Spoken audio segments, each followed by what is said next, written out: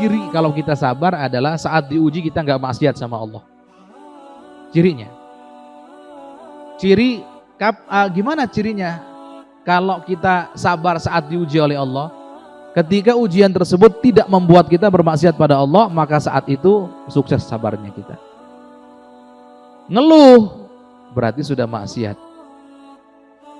Keluh kesah, aduh abdi mau ya Allah. Bertanya kenapa ya Allah? Gagal kita. Apalagi sampai teriak-teriak, nggak terima ini, gagal kita. Apalagi sampai protes ke Gusti Allah, gagal kita. Apalagi sampai putus asa kemudian maksiat kepada Allah, gagal kita. Itu cirinya. Kalau satu ujian tidak membuat kita bermaksiat kepada Allah, maka saat itu kita telah sukses diuji oleh Allah Subhanahu wa taala dan siap-siap diberikan ampunan, diangkat derajatnya oleh Allah Subhanahu wa taala. Baik, wathiqatu birizq. Kewajiban hati yang berikutnya adalah yakin, percaya sepenuhnya bahwa rizki itu dijamin oleh Allah Subhanahu wa taala. Ada 3 hal yang umumnya manusia mengetahui bahwa itu sudah menjadi hak prerogatifnya atau hak khususnya Allah dan jadi jaminan. Allah yang ngatur. Yang pertama, manusia akan mati atau kematian. Oh, itu sudah dijamin akan terjadi. Nggak ada yang ragu. Jangankan orang muslim, non muslim pun juga tidak ragu. Kemudian yang kedua, jodoh. Masya Allah, sampai dikatakan jodoh di tangan Tuhan. Yang ketiga, rizki. Dari 3 perkara ini, yang pertama dan yang kedua itu sepertinya aman-aman saja. Tapi yang ketiga, urusan dengan rizki ini banyak yang tidak lolos dalam ujian. Kenapa? Karena mereka tidak yakin, tidak sepenuhnya percaya bahwa rizki dijamin oleh Allah Subhanahu wa taala. Ciri tidak yakin, ciri tidak percaya, ciri bahwa tidak thiqah itu apa? Di saat dia menggunakan cara yang haram untuk mengundang rizki yang sudah dijatah oleh Allah untuknya. Tolong koreksi diri masing-masing. Lihat hatinya masing-masing, ada nggak keyakinan bahwa rizki itu jatah dari Allah? Kalau masih ada keyakinan, masih aman. Tinggal diperkuat saja itu keyakinan. Rizki itu dijamin oleh Allah. Rizki ada 4 macam. Di antara yang 4 ini ada madmun. Apa itu? Rizki dijamin oleh Allah. Wa ma min dabbatin fil ardi illa 'alallahi rizquha. Tidak ada hewan melata, makhluk hidup yang melata di muka bumi ini kecuali sudah dijamin oleh Allah rizkinya. Bahkan dalam sebuah hadis, sebelum kita ini meninggal nanti, masing-masing kita ini dicabut rohnya oleh malaikat Israel nanti. Ada malaikat yang ditugaskan untuk apa? Malaikat yang ditugaskan untuk mencari rizki kita. Masih adakah jatah rizki untuk kita? Dicari ke barat, ke timur, dicari ke seluruh penjuru. Setelah dicari, malaikat tersebut akan mengatakan, aku sudah mencari rizki untukmu, ternyata tidak tersisa lagi rizki untukmu. Maknanya ajal akan segera tiba. Berarti selama ada rizkinya, manusia tidak akan dicabut nyawanya oleh Allah Subhanahu wa ta'ala.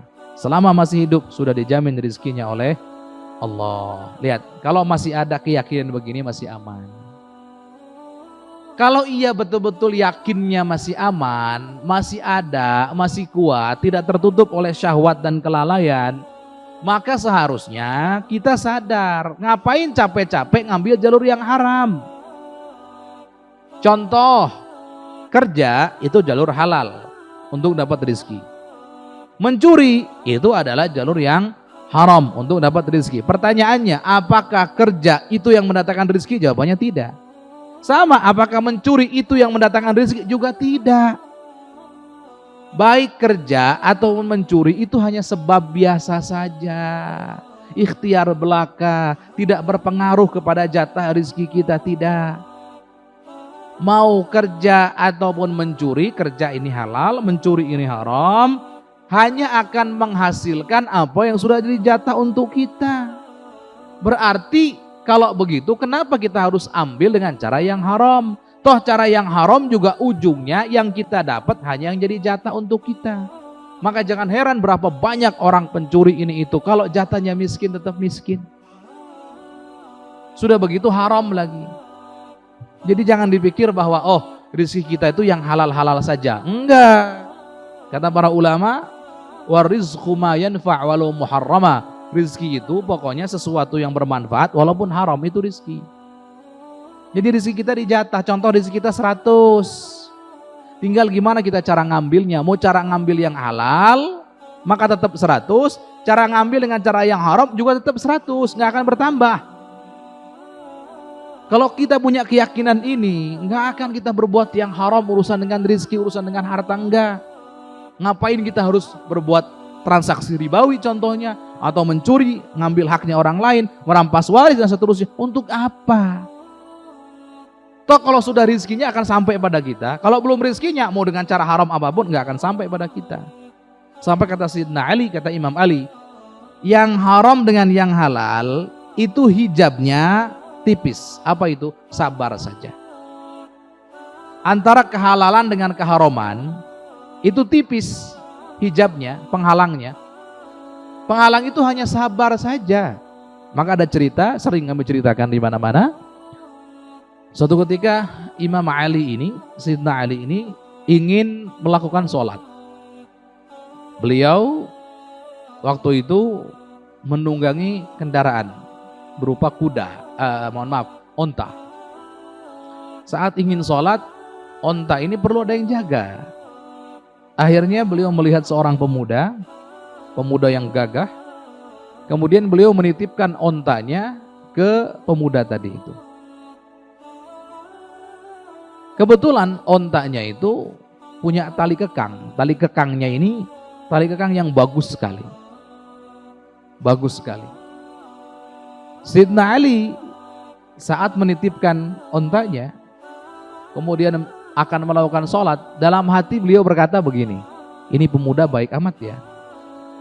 Nanti selesai sholat saya mau kasih dia hadiah. Hadiahnya adalah tali kekang onta tadi itu, yang bagus tadi itu. Baik, singkat cerita, Sayyidina Ali sholat.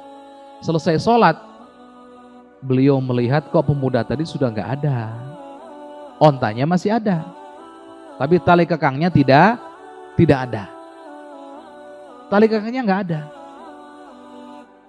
Ontanya masih ada. Maknanya apa? Berarti pemuda tadi ngambil dengan cara yang haram. Coba kalau sabar sedikit saja nunggu Sayyidina Ali sampai selesai sholat, dia tetap akan dapat tali kekang onta tersebut, kemudian halal lagi. Coba, dapat pahala pula.